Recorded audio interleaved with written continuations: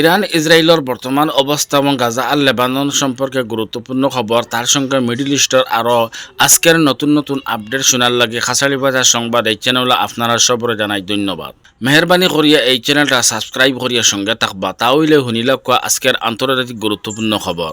Donald ট্রাম্পে এই ইসরায়েলিয়ার এহুদিরে খুশ করবার লাগিয়া ইরানের বিরুদ্ধে পদক্ষেপ নিয়েছেন যে ইরানের তেল এক্সপোর্ট বন্ধ করা হইব। যদি এই তেল এক্সপোর্ট বন্ধ করা হয়ে যায় তাহলে ইরান অনেক ক্ষতিগ্রস্ত হইব। ইরানের উপরে আগে থেকেও অনেক নিষেধাজ্ঞা জারি করার কারণে ইরান অনেক ক্ষতিগ্রস্ত, যদিও কিন্তু এর ফাঁকেতে ইরানে অনেক উন্নত লাভ করছে, অনেক উন্নত অর্জন করছে। কিন্তু যদি তেল এক্সপোর্ট বন্ধ করা হয়ে যায় তাহলে ইরান অনেক ক্ষতিগ্রস্ত হইব, যার কারণে ইরানের সুপ্রিম লিডার আয়াতুল্লাহ আলী খামেনিয়ে আগেও কইছেন যে আমেরিকার প্রেসিডেন্ট যাই নৌকা ইরানের বিরুদ্ধে পলিসি একটাই থাকবো। গতিকে ডোনাল্ড ট্রাম্পে এই ইসরায়েলকে খুশ করবার লাগে এবং এহুদিরে খুশ করবার লাগিয়া ইরানের বিপক্ষে এই পদক্ষেপ আতনিত্রা।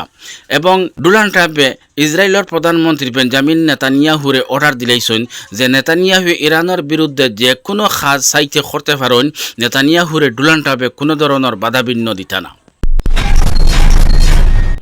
ইসরায়েলি সেনার হামলায় দক্ষিণ লেবাননের কিছু এলাকা অনেক ক্ষতিগ্রস্ত হয়েছে। বর্তমানে আমেরিকার আশীর্বাদে ইসরায়েলের সেনায় উত্তর তীর নামে একটি সামরিক অভিযানও কয়েকটা সীমান্ত গ্রামও স্থলযুদ্ধ আরম্ভ করছেন। বর্তমানে ইসরায়েলি সেনা এবং হিজবুল্লাহ গুড় লড়াই শুরু হয়েছে।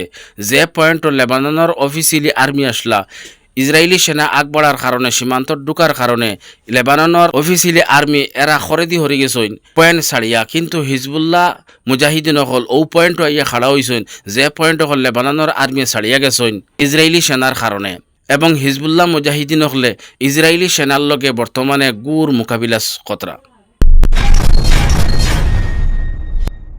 গাজা যুদ্ধ এবং লেবানন যুদ্ধ যদিও তুরস্ক এবং ইরানে সেনা ফিল্ড লামাইছে না, কিন্তু তুরস্ক বিশেষভাবে কূটনৈতিক লাইনে অনেক কাজ করিয়া যার। আর তুরস্ক গাজার মধ্যে সবচাইতে বেশি ত্রাণ ফাটাইছে এবং তুরস্ক গোপনীয়ভাবে লেবাননের হিজবুল্লাহর কাছে অস্ত্র দুইবার ফাটাইছে, কিন্তু দুইবার আটকানি হয়েছে এই অস্ত্র। প্রথমবার আটকাইছে জর্ডানে আর দ্বিতীয়বার আটকাইছে লেবাননের সরকারে।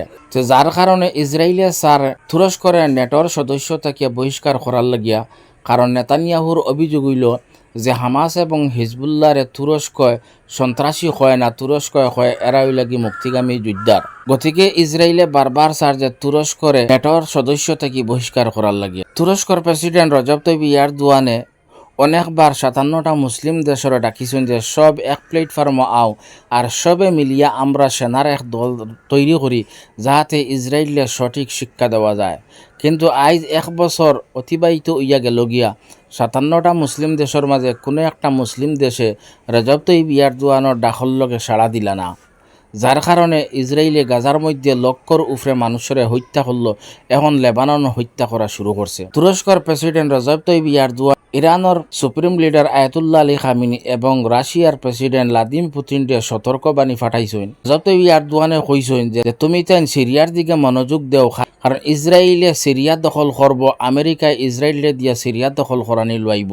আর এর ফরন নম্বর হইল গিয়া তুরস্ক, যার কারণে রজব তাইয়িপ এরদোয়ানে বারবার এখন আয়াতুল্লাহ আলী খামেনি এবং রাশিয়ার প্রেসিডেন্ট ভ্লাদিমির পুতিন বারবার সতর্ক কতরা যে তুমি তাই সিরিয়ার দিকে মনোযোগ দেও। আমেরিকা এবং ইসরায়েলে চালাকি করিয়া রাশিয়ার ইউক্রেনের লগে বিজি বানাইয়া রাখছেন যাহাতে রাশিয়া সিরিয়ার দিকে মনোযোগ দিতে পারে না।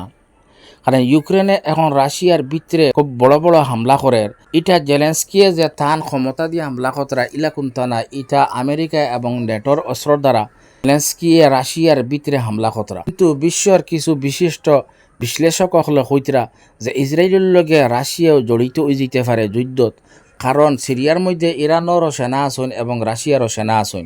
কয়েকদিন আগে ইসরায়েলে রাশিয়ার সেনাঘাটিও লক্ষ্য করিয়া হামলা করছে এবং ইরানের সেনাঘাটি লক্ষ্য করে হামলা করছে।